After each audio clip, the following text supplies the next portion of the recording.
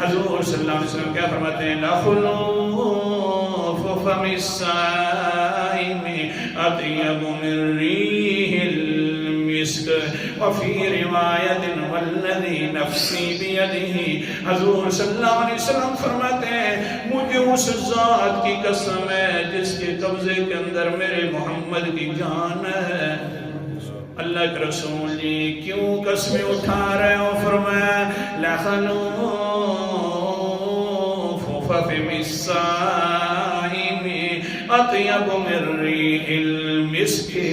میری امت کے روزے کی شان بھی یہ ہے کہ جب یہ روزہ رکھتا ہے اور عصر کے وقت جو معدہ خالی کے وقت جو خوشبو نکلتی ہے، اللہ تعالیٰ کو یہ خوشبو جو ہے، یہ بو جو ہے اپنی اللہ کو خوش خوشبو سے بھی زیادہ پیاری لگتی ہے۔